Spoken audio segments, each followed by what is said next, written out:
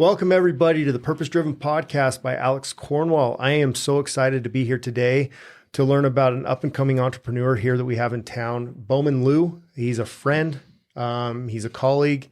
He's somebody that I've gotten to know now for almost 2 years or so, and I'm just excited to explore his life and where he's come and where he's going and just his energy that he brings. So welcome, Bo. Thank you for being here. Thank you for having me. I'm excited to have you on board here. How long have we known each other now? 2 years? 2 years and change, I think. Has it been 2 already? Yeah. Or has it been only a year and a half? No, it's been 2. Yeah. Well, Bo, tell us a little bit about yourself. Okay. I'm excited to have you on. Honestly, you're up and coming. You're an entrepreneur here in Southern Utah. Yeah. You've got your hands in almost every little thing. I love it that you're always coming to me like business ideas. I got this, I got this, I got that. Yep. You know, and what you've got going on. But tell us about you, where you're from, Cool. your upbringing, all of the above. So Southern Utah, pretty much raised. Family's from Hawaii. Okay. So my dad's from the Big Island. He's Hawaiian. My mom's grew up in Laie, which is on Oahu. Okay. So like where the PCC and all the BYU Hawaii and stuff, that's her town. But she's Caucasian, but was raised in Hawaii. And then since then, kind of grew up here in St. George. I was born in Salt Lake, raised here in St. George since I was about 9. We moved from Hawaii, so we did a lot of moving around. But since that move, when I was 9 years old to St. George, been here almost ever since. Grew up, went to Snow Canyon High School, played football, played rugby, went on a mission to Mexico, which was fun. Yeah. What part of Mexico? Guadalajara. Mm-hmm. Awesome. Guadalajara, speak Spanish, super fun experience, got to serve people. That's kind of where I truly fell, a little bit forcefully, right? Because that's what you do there, right? Yep. Is serve and preach and stuff. But I really fell in love with serving people. Just the feeling of being able to serve others without any expectation of any sort of compensation or anything in return. Yeah. So just being able to go do that and serve and learn Spanish and, have those experiences were super cool. Yeah. And then shortly after that, went to Weber State up in Ogden, Utah. Played football for them for 2 years. Got on the team as a long snapper was my position. Really? And then I eventually transferred into being a fullback. So Okay. was there for 2 years trying to figure out the whole college thing. And I'm like, man, school sucks. Didn't love it. Wasn't super motivated in it. The only reason why you wanted is to play football, right? Yeah, Pretty much. totally. Yeah. That was Okay. the only reason why I was kind of set on college was to play football. Yeah. But Well, let's go back to that point in your life. You're raised here, you played football, you're a big dude. You are. Trust me, you're the one guy that's like, damn, if I could just be like Bo when I grow up. Did you have any aspirations to go on and play in like the NFL or anything like that? Totally. Yeah. Is that why you went to college? Yep. Yeah. So Why did that stop? So it was kind of a weird turn, right? But ever since I was little, my dad was a high school football coach. My dad played in college. My brother-in-laws played in college. So it's that's what we do. Yeah. And so from a very young age, I started working out with my dad at the gym 5 days a week when I was 8 years old. Okay. So that's where the biceps and everything come from. But it was fun because I was actually really small, growing up. Bullshit. I really was, though. I have pictures of when I was Little League football, and I was short and slow and small. Really? But I loved playing, and I was just had a kind of tenacious attitude about me. Yeah. So I wasn't fast enough to play any other position besides line. Just because I was slow at that time. I'm in that club, actually. That's where I got stuck to. Yep. So my dad's like, hey, this is what, we trained your brothers, trained, high school kids. If you really want a shot at this, you have to work really hard because you don't have any real, I guess, God-given talent in the sport, really. And it was funny because when I was younger, when I was 4th grade, my dad actually tried to push me to not play. Really? Why is that? I honestly don't know. You've never I've asked never him? really asked him. Maybe it was the money at that time. Maybe he didn't want to see me, go through that trial of the hardships of not being great at it, I guess. Because my older brother was pretty good.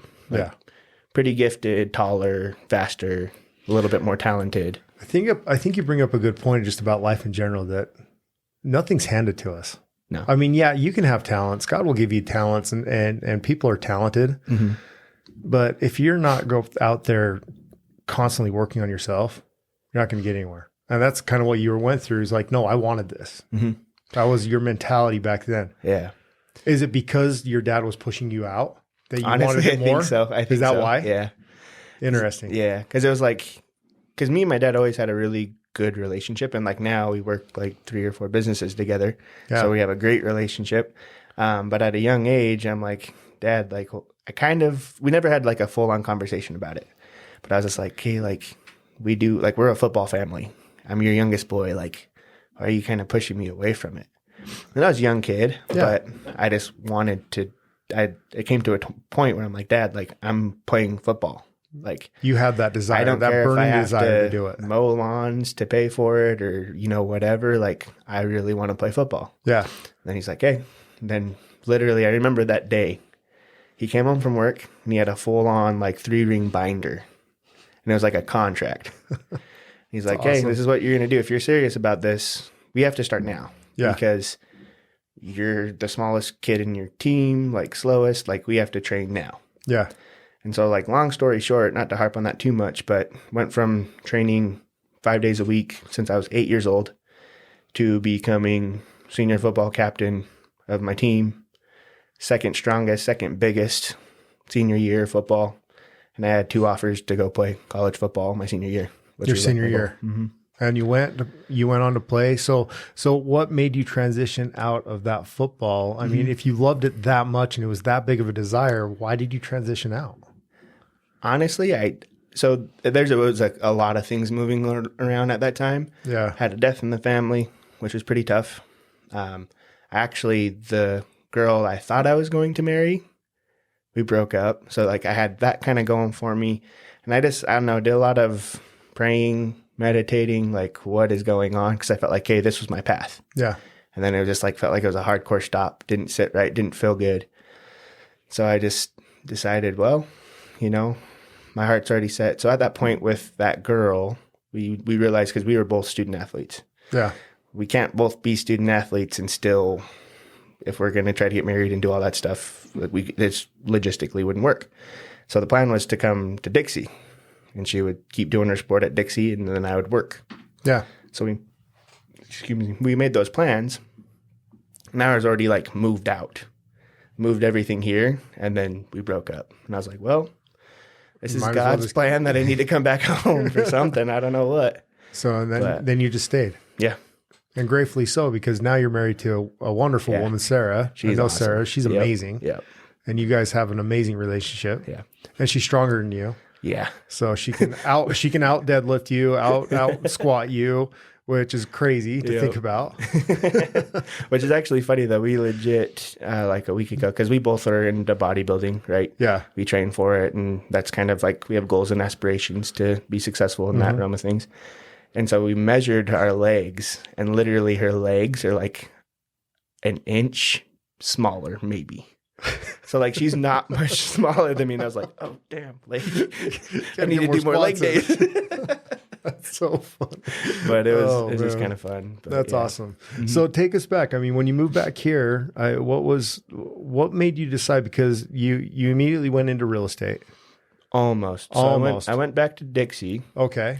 And I kind of literally in like 4 months, I probably thought I was going to be everything under the sun in those 4 months. I thought I was going to be a doctor, thought I was going to be a police officer, firefighter, start different businesses. Like I was just all over the place trying to find myself. And then I was really pursuing the whole police route because I'm a bigger dude. I kind of like that aspect of, service and serving your community. Yeah.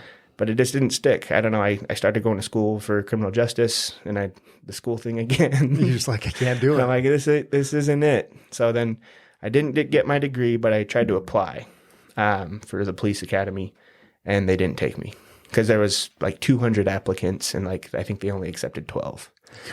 They're like, well, you fit everything. You're just mentally, and I was like 21 at the time. They're like, you're just not quite there maturity wise, mindset wise at the time. Yeah. So I was like, okay, like Whatever. And then it was back to kind of the drawing board. Square one. That's when you decided maybe school's not for you. Yep. You sound like me. It took me 8 years to get a 2-year degree. I was that kid. Yep. I could be a freaking doctor by now if I just actually applied myself. But I had the same mentality about school. Mm-hmm. Like I'm going and sitting there, and I just couldn't grasp it. I don't know why. Yeah. It was hard for me just to grasp the concept of why am I learning this out of a book? Don't get me wrong. School, I think, is very important for people. Definitely. Very important. But I think they ingrain mediocrity a lot. Yep. And I just couldn't do it because of that. And maybe I was wrong at that time. Maybe I should have, because when I was going through school, I was dead broke. Yeah. I had nothing going on in my life. Mm-hmm. So, but yeah, school, I have the same concept of school. It was just hard. Yeah. It was just really hard. Hard, and like, I don't know, it just didn't click because obviously you start right with your generals. And so you're taking like all these BS classes that you're like, I'm never going to need this information. Exactly. Like, study of rocks. Like I thought we did this when we were in like 3rd grade. Like, why am I 20 years old learning about rocks again? Like, Yeah. So it didn't fit me.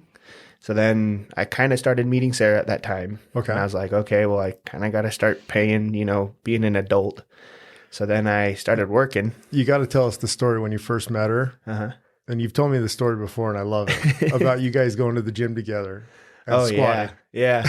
You got to tell us that story. Yeah. So quick story. We met at like one of those like true trailblazers Halloween dance. So you find somebody, you kiss them at the fountain, and then that's what it is. That's what it is. The party. Okay. So we met each other, made out at the fountain. I was like, hey, this is not bad. Like, what's your name? Yeah, who are you again? Yeah. Okay, that's how you met your wife. Yeah, this is started off because we're kind of goofy, crazy couple kind of. Yes, you are. Yeah. So I, always loved working out, kept working out pretty much throughout my entire life. And she was kind of pretty big into CrossFit and a little bit of powerlifting all throughout high school. Yeah. So she's like, hey, like, let's go to the gym. I'm like, yeah, definitely. So we go day one, and I think I was late or something. And I show up, and she's already at the squat rack, a place I didn't visit since I left Weber football, training facility about a year after. She's like, hey, let's do legs. And I'm like, I think I haven't done legs in like a year. You're like, okay. Okay. And I go to spot her, and she's doing a plate, so 135. And then she's like, all right, let's go up. Does 2 plates, does, quite a bit of reps. And then she's like, I think since you're here, I feel good. Like, I'm going to max squat. So she put 315 on the bar and got it. I think she got it for like 2 or 3 reps. Cool. And I was like, okay. And she's like, okay, your turn now. And I'm like, I got under 315, and it was a struggle. Like, I think I got it like 1 more rep than her just to, And you couldn't walk the next day? No. Couldn't walk the next day. And she's like, you don't work out legs a lot, do you? I'm like, no. At that time, nope, definitely not. Now I have to, but. I love it. Yeah. I love it. So you met her in college here. Best thing that happened for you. Definitely. Because look at you now, Yep. where your relationship is and everything. But take us back. You quit school and then you started selling. Yep. You started going, what did you do after that? It was summer sales, wasn't it? So I did summer sales for a little bit. And that was all right, but it was pest. And I just. Wasn't for you. Yeah. Long story short. And so then I started my own business doing window washing. Okay. So my brother-in-law did it kind of in a seasonal job because he was here and up in BYU. And when he was here, he would do it. And he's like, hey, come help me out. Like, it's pretty easy. Make a couple, we would make like $300 or $400 in a day. That's good. And at that time, I'm like, that's legit. So what drove you to start these businesses and start pursuing, what was the purpose behind all that? So, and honestly, I almost kind of fell into it. But then it was just like slow. Like, it wasn't like an aha moment. Like, oh, I want to be an entrepreneur. I want to own my own businesses. But eventually it was just like, okay, like this window washing thing. I can go wash windows for 4 or 5 hours and make $500. Where I was working at the time, I was also working at Home Depot. I think I would make like $200 in like a 2-week pay period because it was like part-time. And I was like, whoa, okay, like, there's value here. Like, I can, my time and, my service. You got perspective in life. Exactly. A little bit about, wait a second. Yeah. It was actually funny. I was at the Home Depot because that's where I worked for a little while. Yeah. I was there with Jeremy, just helping him move some stuff. And I was like, man, when I worked here, I thought it was so cool when guys had like their badge. Because I don't know if you go to Home Depot, check it out. Like they have a badge of how many years they've worked at Home Depot. They do? Yeah. I haven't noticed that. Which is, for some people, it's a great fit. Costco. Yeah. For some people, it's a great fit. And some people, but when I worked there, I'm like, I can't wait till my badge says 10 years on it. Like, that's going to be legit. You were planning on working at Home Depot for a while. At that time, yeah, because it was a fun gig. It was enjoyable. Like, something to do. Yeah. Just making $200 every other month or every other week. When I was going to school, so I was part-time. Yeah. But I'm just like, oh, man, like, these guys are legit. And not to bag on them at all anymore, but like, because certain people, it definitely fits them and they have a ton of joy and abundance in their life for what they do. But just realizing like, oh, like there's other opportunities in life that I can check out and do and see. And who gave you that little plug? I mean, you mentioned it was your brother-in-law. He was washing windows too. Did you get that like that first glimpse of entrepreneurship from family? Yeah. So I got that first glimpse probably from my brother-in-law doing windows. Okay. And then I went to my dad and I'm like, Dad, like this kind of entrepreneurship thing is kind of cool. Like I really like it. What other opportunities do you think are out there for me? And so quick backstory, because my dad is a very big part of my life and my story. My dad first with my wife, he's my best friend. Yeah. Like ever since, like I've seen you guys together. In my hair. Yeah. You guys are, you can tell. Like, I think we've maybe fought a handful of times almost my entire life. Really? Yeah. Like, we're just super duper close and tight and respect is there and stuff. So he, majority of his, I don't know, last 20 years or so, he's been in the city realm of things. So City of St. George, City of Washington, as the head of economic development. Mm-hmm. So he's a department head and he oversaw all of the development that happened in St. George. And if you think back 20 years ago, because we're both in real estate. That's a lot of development. That was a lot of projects that he was a part of. Yeah. And so with that, and he's like, hey, if you want to, kind of get into this real estate thing, I know some people, it might be a good fit for you. You enjoy sales. You enjoy talking to people, meeting new people. You might want to get your license. So then I started shadowing people that I knew were realtors. I'm like, hey, like it's a grind, but it's fun. You get to meet people. And you can do it. Yeah. Yeah. And so I kind of saw the light there. And then day by day, it just kind of progressed into more opportunities. And we talked about this a little bit last week. Like for us, real estate is super awesome in itself, but it's super awesome because it's kind of the hub of most opportunities. Whether it's meeting people, your network is your net worth. Understanding different concepts in the finance market or stocks or whatever. Like real estate really is one of those key hubs that allows us to kind of move around and learn and grow, start new businesses and just kind of expand. Yeah, that's so true. And I look back on my career and where I'm at today is because of that. Mm-hmm. I mean, that's how I've gotten to know you. Yep. I mean, we got to know each other through real estate. Mm-hmm. I've had the privilege of coaching and helping and mentoring you throughout your last year and continue to do so. Yep. And just to watch your growth, it's been amazing. Just in the last year, like just to watch where you've come. I mean, when we first started, you gone, I don't believe in that. I'm not going to do that. I'm not going to do that. Yeah. To the point where, hey man, are we going to role play? Because I got to learn my script. I got to learn what to say a little bit better. Yep. I mean, just your whole dynamics have shifted. Yeah. To the point where you're involved in now 4 different businesses, soon to be 5. 5. Yeah. You've become a legit business owner with a couple startups. I know you and your wife have one coming up. We'll talk about that. But you've got a couple starting with your dad as well, which are awesome opportunities. And all those came from what? From your network. Yeah, definitely. Growing your network and learning and building value for other people. 100%. So why is it important for you to bring value to others?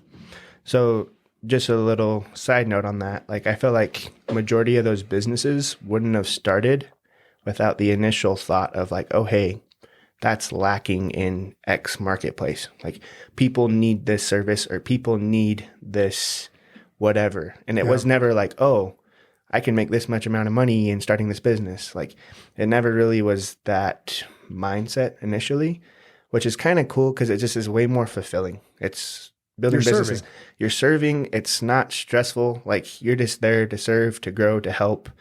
And it's, yeah. I honestly think we overcomplicate it as a society. Yeah. When people talk about, I want to start a business.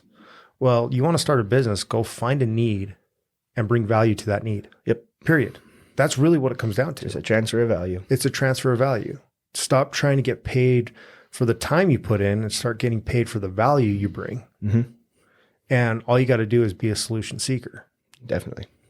And start businesses with those solutions. That's what it takes. Yep. I mean, it's actually pretty simple to start a business. Yeah, it really is. If you really think about it. Totally. Find it, see a need, fill a need. Isn't that what they say on that Disney show? Whatever it is. I don't know which one it is. But, but it's true. Yeah. It is. It's very true. So let's talk about that for a little bit. I mean, through your real estate career, you've been able to, I've seen your net worth or your network grow substantially over just this last year. Yep. How has that impacted your life and what value do you bring to those people? Ooh. So those are two really big questions. I know they are. I think I have a lot of thoughts when I think of, meeting people of either high net worth or high network, I guess we could call it. People of influence, people who have multiple businesses, billionaires that I've been able to work with or serve. And it's crazy because a lot of them, you look at them and you're like, dang, like that dude's got his stuff together. Like he's systematic or whatever his niche is. Like that's crazy. He's a master of his craft of whatever that is. And then sometimes you meet people and you're like, how the heck is this dude that successful? Like really though. And so it kind of puts, so true. It kind of puts perspective to like, okay, if I want to be somebody of influence, I can do that. Like the money will follow. I'm not worried about the money. It's how do I truly bring value in a marketplace that is needing. And so that's kind of the biggest thing that I've seen with the network. What was the other part of the question? Well, and what value you answered it. It's like, what value do you bring to that? Yeah. I mean, that's really what it comes down to. I mean, ultimately, it really is like in the moment, what's lacking in this project or what's lacking in the system that we have, and being able to research and study and find and network and find other people and bring them on board, and just kind of being a gap filler. I love what you said there, that you look at some people and they've got their shit together. I mean, you look at somebody who's like, man, you just walk wealth. Like you can just tell you're a wealthy guy, you're a business owner, you can tell. Yep. And then you look at these other guys going, how in the hell? Like seriously? And you have that thought going, man, if he can do it, anybody can do it. Yep. Why do you think that guy is successful? Honestly, this is kind of, it's simple and it sounds crazy. He just believed in himself. Perfect. That's exactly right. It comes down to mindset. And I wanted that to come from you because I agree with you. It all comes down from confidence and mindset and that abundance mentality. Yep. I mean, when we first started working together, what was the very first thing that we talked about? Well, we talked about a lot. I know, but like we do talk about a lot of stuff. But it all comes down to your number one value that you bring is your own mindset. Yeah. Right? Yep. If you don't have your mindset put together and if you don't believe in yourself, how can you portray that and give to others? Yeah. You got to be selfish before you become selfless. Yep. Especially in the market that we're in where it's saturated, right? We have a lot of competitors, a lot of people we work against essentially. And so if you can't see your own value in yourself and like hold yourself accountable and being able to build your own confidence in what you do to serve others, very difficult to find business because if you don't believe in yourself, it's hard for other people to see that as well. Why is mindset so important to you? I mean, you just started, but like, why is that been such a focus for you? Because I've noticed it's become even more of a focus now. 100%. Why?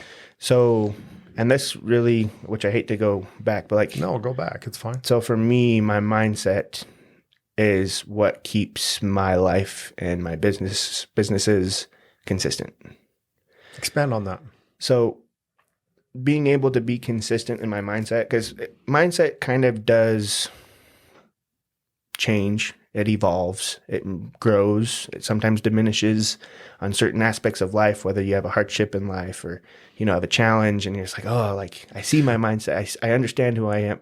Well, let me ask you this question. Sorry to cut you off. You're good. What's your definition of mindset? I mean, when you're explaining that, but what is your definition of mindset? Let me think about that one for a minute, because I think it's changed a lot over the last year. For me, mindset is it goes a lot with how you hold yourself accountable. Like, your mindset is how you believe or portray what you want to be or become in society. Does that make sense? Like, my mindset is ultimately who I want to become, whether it can be a saying, right? You have sayings or quotes or whatever, and those mindsets can play in, or those quotes can play into your mindset. Yeah. But I think ultimately for me, my mindset is like kind of like my own life motto, but it always is changing. Like, it's hard for me to explain it because it really does change and grow. Does that make sense? That makes total sense. I love what you said. Your mindset is who you are and who you are becoming. Yeah. It's that confidence and belief that you have in yourself that you are becoming more every single day. Mm-hmm. I mean, like the greats always say, if you're not growing, you're what? Dying. You're dying. And if that's in business, I mean, how hard is it when we can equate this to working out. Mm-hmm. Those are usually what the metaphors that I use. Easy metaphor, yeah. It is. If you stop working your legs, what happens? Your wife starts out squatting. Yeah. That's exactly what happens. Yep.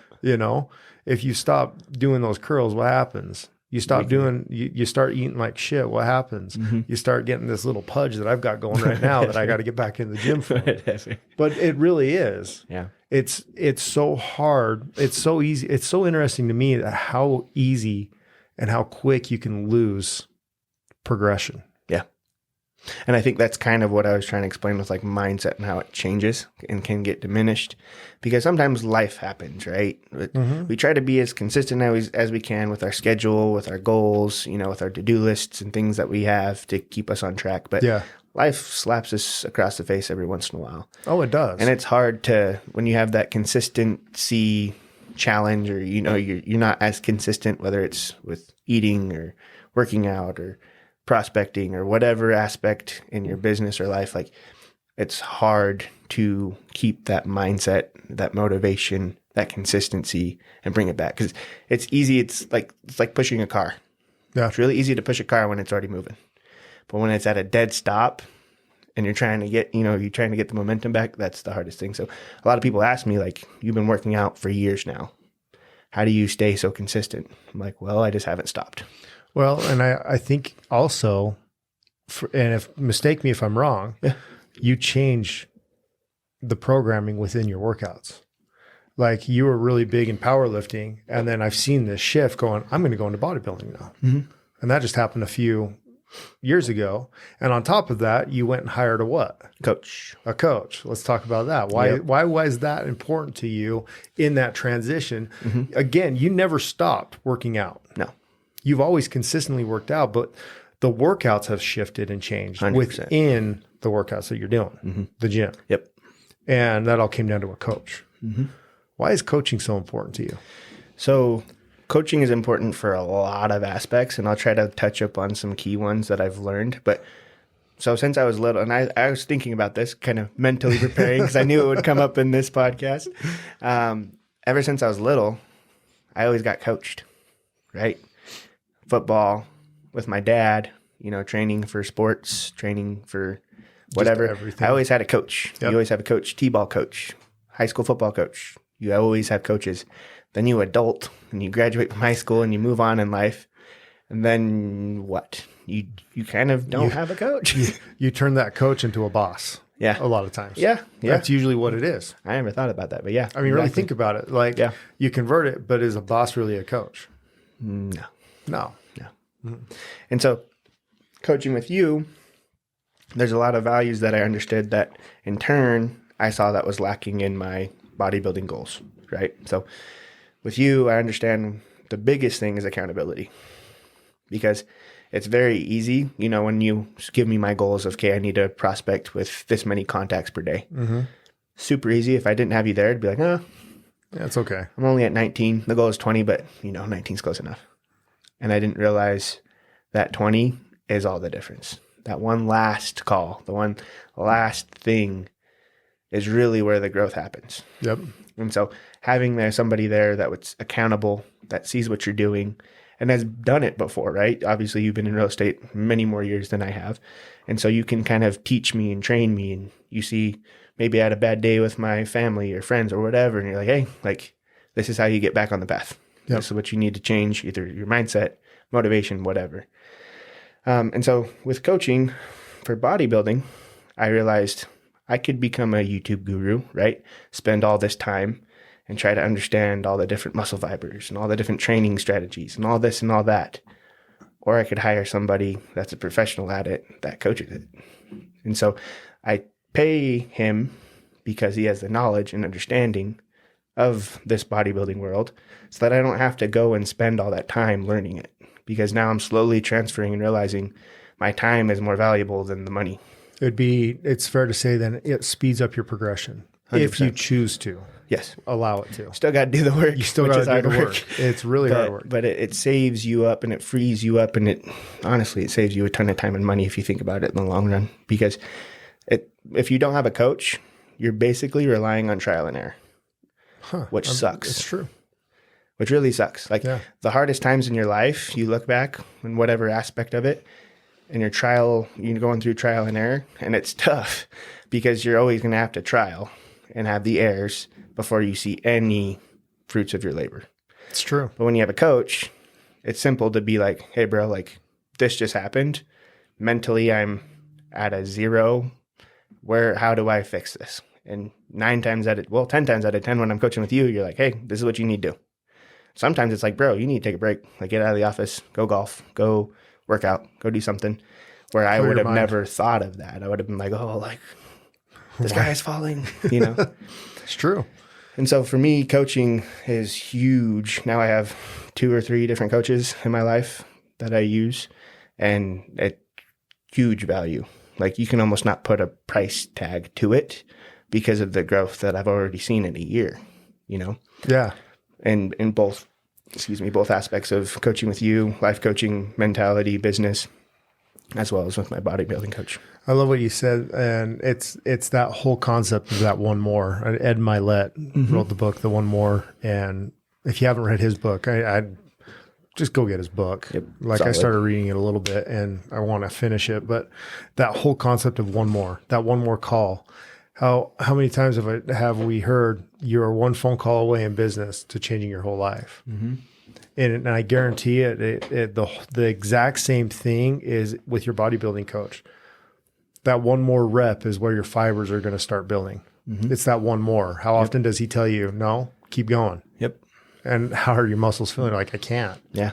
I literally can't, but you still pull that one more rep out because that's where the growth happens. And I think the biggest thing too, is just that one more concept that I really hold true to myself is, say I don't, right, with the 19 aspect, the 19 calls versus the 20 calls. If I only do 19 calls, I'm going to go home that night thinking I didn't give it my best effort. What right? if? I'm going to be regretting. I'm going to be like, oh, and when I have that regret in my mind, self-doubt comes in. I start struggling, stressing, anxiety. But when I go and do my 20th call, I can go home and be like, hey, I did everything I was supposed to today. Yeah. Doesn't matter the outcome. I don't control the outcomes. I just control my work ethic. You control the progress that you have, or you basically put trust in the journey. Yeah. Which is awesome because then you're not judging your successes strictly on your successes. You're judging, or at least your growth. You're judging your growth on your work. On the work ethic you put in. Yeah. And that's really what it all comes down to. I mean, you got to, it's not about achieving the goal. No. I think I've said this many times, even on this podcast, it's one of my favorite quotes from Tony Robbins. It's not about achieving the goal. It's about who you become in the process of achieving it. Yep. And I think people forget that. They put their eye so close to the destination. Like, I'm going to reach this point. I'm going to reach that point. But when you get there, go, man, what's next? Yeah. Because even, I don't care who you are, I'm a firm believer in this. There's no top, there's no limit. Even like you think of the most successful, who are the most successful people right now that we're hearing about? I mean, you got Bezos, you got Musk. And what are they doing right now? Think about it. Trying to go to Mars. Exactly. That's exactly right. Because there's always a next level. There's always a next level. Yeah. Like, well, I can't figure anything out on this Earth, so I'm going to freaking Mars to do it. And that's where they're Because going. the chemistry makes sense. And I was like, does it though? I don't get it. I don't get it. Oh man.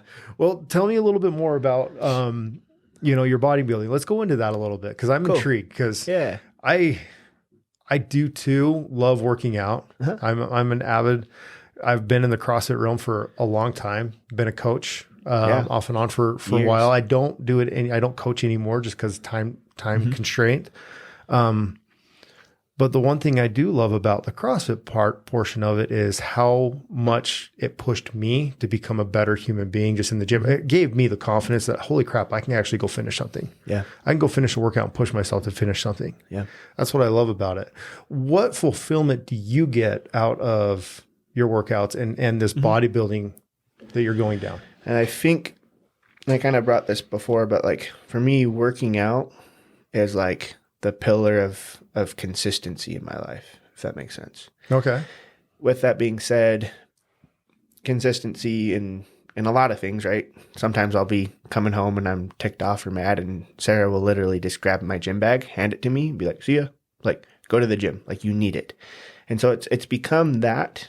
But ultimately, the reason why I think I've made it that way is because fitness in general, like working out, whatever type, it's tough. It's hard. You have to do it every single day for increments of growth. Say that one more time. I like that. So fitness, right? You work out hard, whether it's CrossFit, bodybuilding, powerlifting, whatever. You bust your butt. Like I threw up twice yesterday in my leg workout. Like eating all these meals, doing all these things. Like I'm kicking my butt as hard as I can. Yeah. Just to see incremental growth.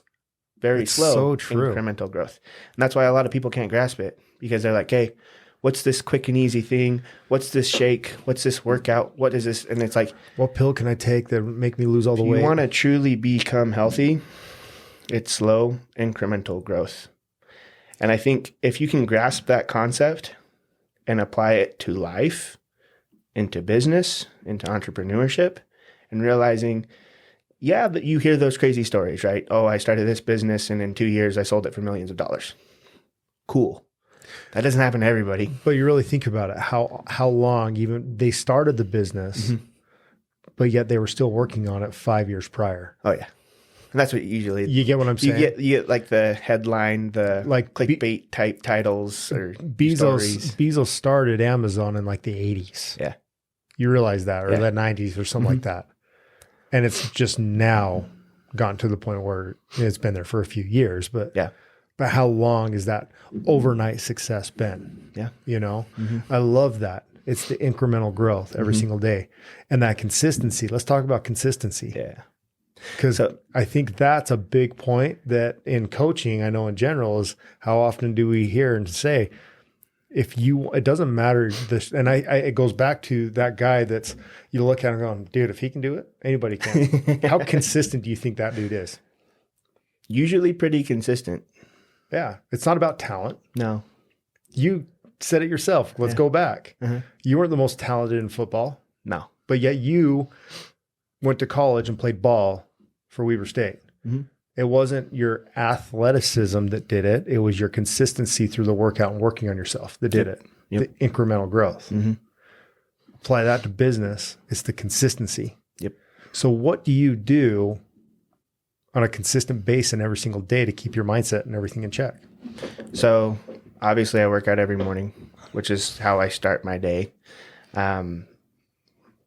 Work out, go home, shower, eat, whatever, come to the office, and I always plan my day. I sit there, I have I'm old school sometimes, so I have a big old, even though I have my iPad, I have a big old paper planner. You do. That I plan through.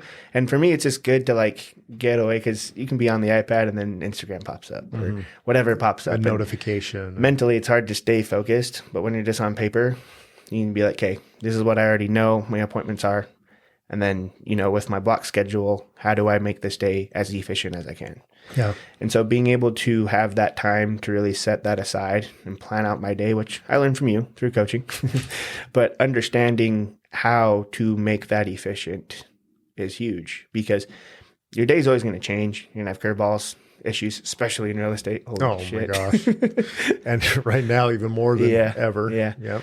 And so being able to change and move helps a ton when you have a plan, when you have something scheduled, something set. And it kind of, not to go back to the whole gym thing, but like with consistency, I think for me, being consistent at the gym helps a ton, especially with real estate and where we're at right now with interest rates. You can be consistent at the gym because it's you versus you. Mm-hmm. It's you saying, hey, this is what I'm doing to make myself 1% better today. Then you can go to the office and realize, okay, shiz is hitting the fan left and right. Like, I can't control this. I can't control the interest rates. I don't know if you can. You know what I mean? You know what I mean? But like for me, the gym brings that consistency full circle in my life, because that's the one thing when I wake up, I go to the gym, period. Yep. Because that's the one thing I can control. Then whatever happens, ebbs and flows, I got my schedule set. I just kind of do the best I can with what's given to me. But it's fair to say that you can still control what happens in your own businesses. Totally. I mean, really think about it. How often have you pivoted? Recently, like a ton. A ton. Because you've been able to sit back and you have that plan. Mm-hmm. Shit hits the fan, and you've been able, well, that plan doesn't work, so I can shift to this and let's go this way. Yep. You may come up with a speed bump, but you're able to go over that speed bump because you still have that momentum. Mm-hmm. If you hit a speed bump and you don't have any momentum, what happens to your car? It stops. You've still got that momentum. Yep. And that's consistency. Mm-hmm. And I love it how you tie your personal life into business. I mean, if you don't have your personal life together, is your business going to be together? No, not at all.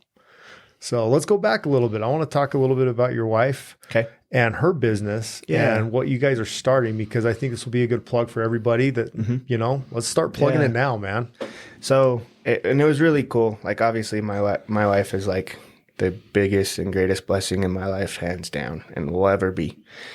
So when we started, we were both kind of going to school.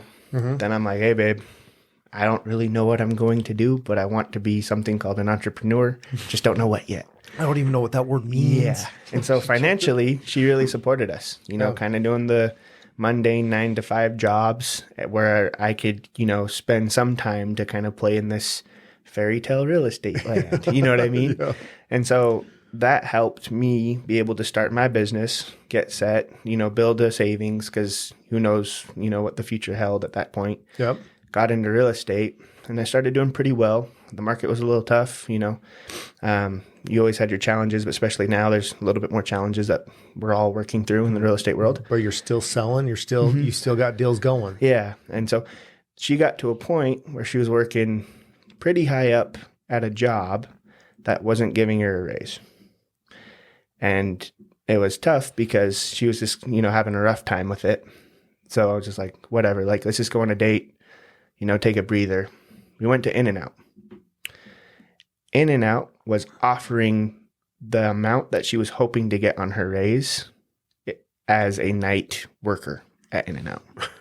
So she's in the medical field working as a high up assistant, trying to get like a 20-cent raise, where In-N-Out workers were getting paid more than her. Yeah. And that destroyed her. It's that whole concept, an employee, you get paid for the position, not the person that you are. Mm-hmm.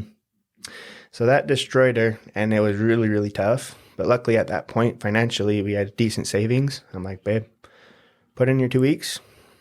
After that, okay, go ahead. No, I remember this. Yeah. Because I remember you coming to me and going, Sarah's going through this. And I remember telling you, have her quit. Yeah. And I was like, oh, you're like, I can do that now. You're like, wait, what? I said, yeah. I was like, can you support her? Do you feel like you can? Mm-hmm. And what'd you say? Yeah, definitely. Have her quit. Mm-hmm. She's not happy. Have her quit. Yep. And you came back that next day with a big smile. Yeah. She put her 2 weeks in. Yeah. I loved it. So go on. And so she did quit, like literally that next day, which was hard. Like, she's loyal. Like, she always says if she was a an animal, she'd be a golden retriever, just because they're loyal to us. So she was into the brand, into the company, like pretty decently high up. And I'm like, babe, like you need to do this for your mental health, for everything. Like you need to do it. She did it. I was super proud of her. And then she's like, hey, now what? And I was like, well, we don't know. But I was just like, hey, put in your 2 weeks, give them your best for those 2 weeks, leave on good terms. Yep. And then we literally planned like, hey, you have a month to do whatever you want. If you want to go home and visit your family in Wyoming for a couple of weeks or a week, do it. If you want to, maybe we go on a trip, whatever, let's do it. But take this time to just take a breather. Yeah. And see what life, because she was 21 at the time. Let's see what you really want to do, because she had aspirations of being a nurse, and those kind of diminished. And then she's like, I just don't know who I am, what I want to do, all those kinds of things. And so in that time, something that she hasn't done for years is she started drawing. Yeah. That was just her vice, her therapy. And I was like, okay, art. How can we make this into a business? There's your entrepreneurship coming out.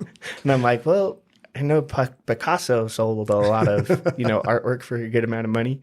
No, but so then she got her nails done that day or, sometime around there. And she's like, I think I want to learn to do nails, be a nail tech.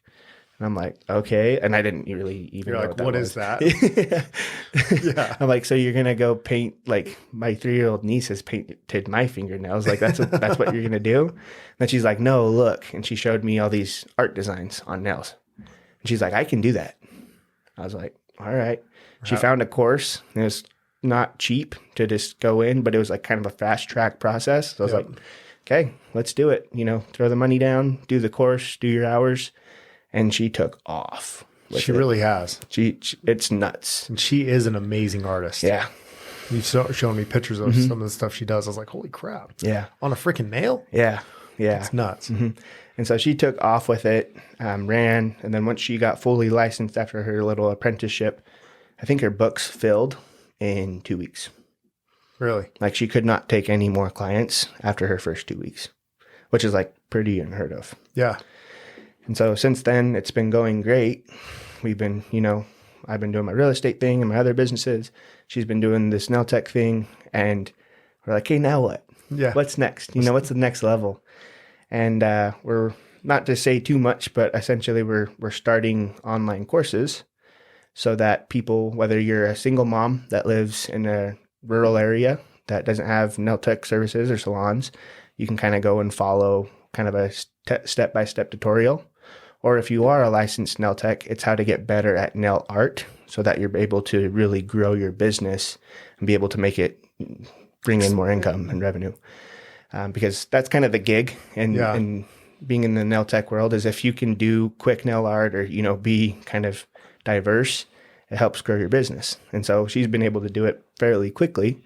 And so it's like, let's make a course out of that. We can teach people how to grow their business in the nail world. I think it's important to say that it was through networking. Totally. And your network that you were able to find the people to help you accomplish these online courses. Yeah. So I probably golf too much, and you know that. I do. And you're better than me now because of it. Yeah. But so one of my good buddies, who we just happen to golf a lot, his wife does the similar concept, but with eyelashes. So she teaches courses, does it as a eyelash artist. And so they're kind of our partner buddies in starting this company together. And so it's been super fun because we're already friends. We would go on double dates together and hang out and do dinner and stuff. And they're like, yeah, we can literally plug and play. It's a no-brainer. Simple. Yeah. That's awesome. And so we're really excited for when does that launch? So we're probably mid-spring, realistically, to launch it correctly. Cool. Yeah. That's good. Well, I definitely have to put more plugs in it for you. Yeah. help you get some followers awesome. And everything. And you're in multiple other businesses. Let's talk about your other.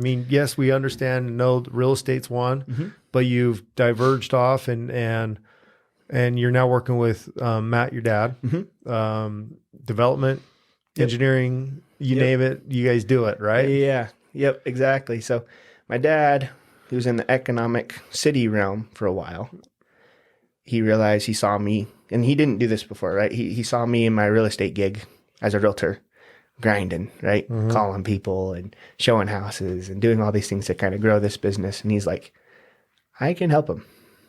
And he told me, he's like, are you really, and he knows me because I'm like a 0 to 100 kind of guy. He's like, you're really invested in this real estate thing. I'm like, yeah, Dad, this is what I'm going to do until I die. Like, I'm going to do real estate. Yeah. He's like, cool, good to know. That very 2 weeks later, he put in his 2 weeks at the city after almost 20 years, kind of rolled the dice a little bit on terms of retirement and things, to go out and start this development business, essentially, where his craft or his huge value piece that he brings is he understands the entitlement process for developments, right? So you know this, but back kind end of it all. sharing to the followers, viewers. In development, you have to build out these blueprints, show all these plans, and then you have to give them to the city under codes and books and things that's its own language and say, hey, this is what we want to do. Can we do it? And the city either says yay or nay. Yep. And developers spend a lot of time, a lot of money. And if you get more nays than yays, you have issues really quickly. His time is money in that realm. And if you can't perform, you can't do it. You can't do it. Yeah. And I probably am biased because he's my dad, but I really do think he's probably the best at that, especially in Southern Utah, maybe in Utah. Well, I think it comes down to the relationships that he's able to build. Definitely. I mean, you just walk into the room with him and he's a dynamic man. Yeah. Really awesome guy. And so that understanding of the cities, how cities work, because you have councilmen, it's a orchestrated. Oh, it's all politics. Performance. Yeah. And so you have to work with the politics, you have to work with the codes and regulations and the rules, and you have to work, you have to orchestrate a lot for your plans to get approved. And he's very gifted at that. And so he started a land consulting company first, which essentially that's what it is, right? You have a developer, they say, hey, I want to do this. Go find the plans, go get it approved. That's how I pay you. Yep. So he started running with that. And one of his best friends is one of the top engineers in Southern Utah. He said, let's build our own company. So he started land consulting, American Land Consulting, and then they partnered with American Engineering and Land Surveying. And those were kind of the two partner companies. And then since then, he's brought me on as a land consultant as well, which kind of helps with being in the real estate market already, understanding what houses can sell for, what lots can sell for, sizes, all those things that we kind of work through. So it's been really fun. That's to awesome. be able to work alongside him on those development companies and teams. And then recently, me and my dad, which is fun because you know me, I'm all over the place. Yeah. And that's just how I am. That's how I grow, thrive, move, whatever. And my dad's the exact same way. And so since then, through our development efforts in one of our projects that is pretty big, it's about 1,800 acres. That'll probably be a 15-year long, maybe longer project. It's kind of small. I mean, come on. I'm just joking. Yeah. It's small. But through those efforts, we were able to partner with a company that does developments, but then they also do on the side this other company, which is merchant sales. So they're partnered with Native Lands, and not to get too into it, but essentially because they're partnered that way, they're able to give different businesses, I guess, better interest rates on their credit fees, if that makes sense. Yeah. So it's a big, long process. And basically anybody that uses a credit card or debit card, we can help them out. We can look at their merchant statements and see if it makes sense, what we can do for them. Usually we can. It just is on terms of how much, does it make sense, those kinds of things. Yeah. But it's kind of a really fun new avenue because I've been in real estate so heavily for probably for the last 4 or 5 years that now it's kind of something that's a little bit different. That's fun. It just gives you something else to go build. Yeah. Have fun. Yep. That's awesome, man. So what's the future for Bowman Loo? Building these businesses. I think ultimately it's building businesses, but the cool thing is in all of this craziness, the one thing that's consistent is the network. Interesting. Because, I can sell somebody a house who owns a business. I can help them with merchant sales. I can help them, invest. I can help them. There's a lot of opportunities, but it's cool when you're able to build a network, especially a network of people that you can call your friends. Yes. Because then it's just fun. Yep. Every single day, it doesn't matter if I'm doing merchant sales, doing real estate, doing developments, doing the nail business. Mm-hmm. I can move around. And then when I'm working with friends, it's a win. The day's a win. It's so awesome that you say that, because I was actually listening to something this morning. I don't remember what it was, but the gentleman said, he's like, life is built on relationships. Mm-hmm. Our whole life. Yep. Everything that we do, who we become, who we are, is all built off of the relationships that we have in our life. Mm-hmm. Everything. The value we bring, the transactions we make, the transformations we make, everything starts with a relationship. Mm-hmm. It could be a relationship that we talk to, even if I talk to one guy in the grocery store, and that's the only time I ever talked to him, I still built a relationship with that guy. Yep. Everything is built off of relationships. And if we go through life thinking about, hey, I'm just building relationships, how much more fulfilled is life going to be? Way more fulfilling. How many more people, like you said, like I've got all these businesses in place where I can serve every single person in every aspect. And if they need my service, great. If not, it's okay. Yeah. I still built the relationship. Yep. And it's crazy. I don't know, like, especially with us, right? With real estate, interest rates shot up. Mm-hmm. All the realtors, the 1,200 some odd in our county, were like, the sky is falling. Yeah. Oh no. Oh shit. Like, we're done for. This is crazy. It's the end of the world. Yeah. And it's true. Like, it sucks that we have to live that way, but kind of my new epiphany or mindset that I thought of is, instead of thinking about how many contacts or how many, numbers can I get in my statistics of success in real estate, for this example, if you instead looked at it as, how many people can I serve today? What are their names? What are their businesses? What are their kids? What do they do? How old are they? And really building a relationship with that person, your life is so much more fulfilling and less stressful when you realize, hey, I just made a great friend. Yeah. I don't know when that'll financially pay off, because obviously, right, we don't do this for free. Like, exactly. We have to get paid sometime. But you do. Being able to build that business mindset of, hey, made a great guy. I don't know if it'll pay off. It will, though. It will. At one point. Whether I'm helping him or he's helping me or vice versa, multiple times through the next year, or 10 years or 20 years. I think that is the true, what's the word, meaning of being successful. Yeah.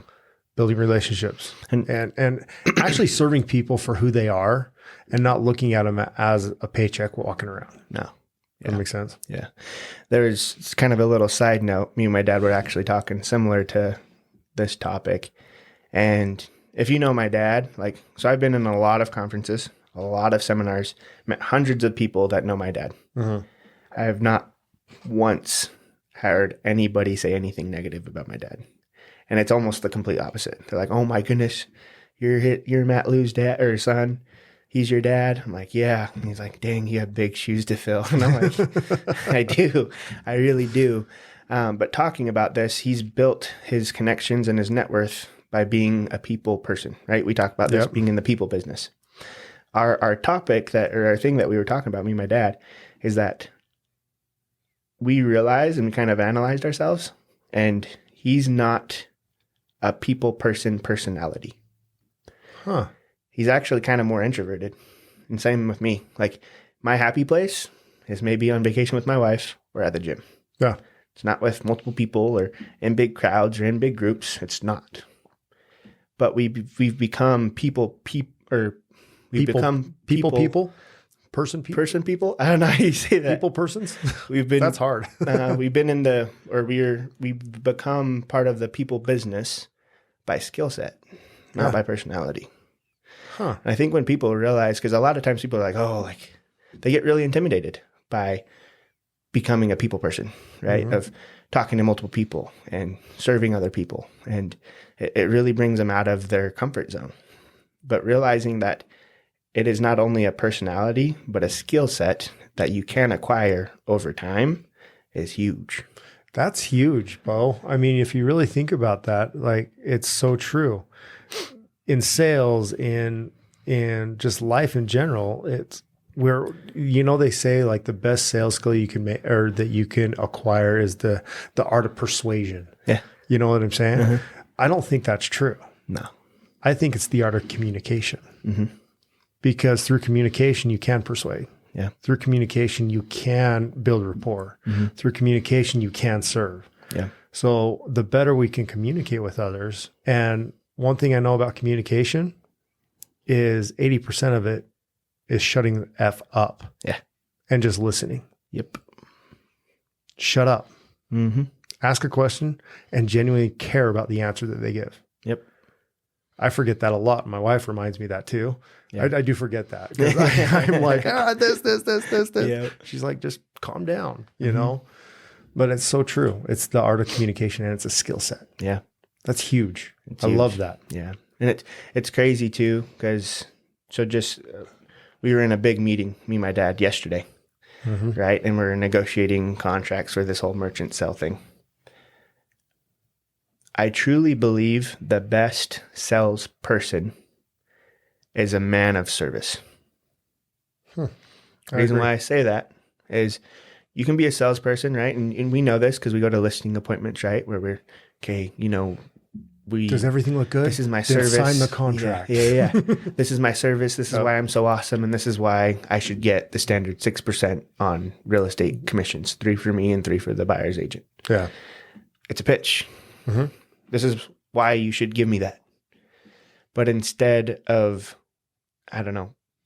putting it that way, realizing it's like, hey, what do you need done in this service? What is there? Okay, we will do that for you because we have this in place. And literally in our meeting yesterday, they're like, okay, we never give this percentage of commission or whatever, but we're going to give it to you guys. Yeah. Like my dad didn't ask for nothing. He didn't, say like, this is why we are so great or so grand. We literally just showed him a glimpse of our network here in Southern Utah, our people skills, because it's skills. It's not personality, at least for us. Yep. And they're like, hey, we love this. It's a partnership and it's not very transparent type of a business market. Yeah. They both explained that they've been burned many times in this business just because it's banks and finances and different stuff. And they're like, we trust you guys. That was a meeting of like 40 minutes. And it all came down to the value that you brought. Mm-hmm. It had nothing to do with you. It all comes down to the value. You got paid that commission for the value you bring, not the time you spent, the value you bring. Yep. I think that's what's missed in the sales industry, whether it's door to door, real estate, I don't care, sales, car sales, I don't care what it is. Mm-hmm. It's bring value and you will get paid 10 times more than you think if you just have to sell them. Mm-hmm. And it's kind of cool though, because obviously my dad's put in years of work, right? This is his overnight success of 20 years. Exactly. But it's cool because we work with a lot of different people, right? Mm-hmm. Millionaires, billionaires, high capital companies that we work with on a daily basis. And it's really fun because we don't have to negotiate at all. Yeah. We say, hey, this is our service. And essentially they say, okay, this is what we'll pay you. If it's a fair price, then we agree to it. But if it's not, if it's shaky, if the communication is off, my dad's like, hey, no deal. Because we got 10 other people that are willing to do the exact same thing. And so it's kind of cool that when you're able to become a person or a salesman of service or a service-oriented salesperson, the business just comes to you after. It's taking the salesmanship out of it and actually just becoming a leader in your industry. Mm-hmm. Yep. And we talk a lot about this, but it's essentially just removing the fear. Yeah. Because a lot of people are like, I need this still. I need this to go through. I'm going to do everything I can. And I was that guy for a lot of years in my real estate business. Like, I'll wash your dog to sell your house. Like, I'll walk him and wash him for a month if you let me sell your house, kind of thing. Bending completely over backwards, which in certain circumstances, maybe it's needed. But in most, you're a professional. Do what you're a professional in. You know what I mean? Exactly. And so being able to remove the fear of, okay, like, if we say no to this guy, oh no, what's going to happen? Like, we already know we have books of people that we can do business with. Yeah. So the fear's gone. I love that, Bo. Well, Bo, thank you. I think we're wrapping up. We've been talking for a while now, man. Yeah, we usually talk. I know we do. Bo, thank you so much. You bet. Thanks for being having on. me. It's way fun. It's I'm excited to see your growth and where you're going in your life. And I mean, you're just begun. You're young. You and your wife, you guys are going to do extraordinary things, and I'm just grateful that I get to be a part of it. So thank you for allowing me to be a part of it. I hope we're friends and coach and all of the above. Yep. Sooner or later, I'm going to have you coaching me. the route you're going. Nope. You're doing awesome, man. Thank you. Proud Appreciate of you, it. and Thanks for having me. So, okay, buddy. Awesome.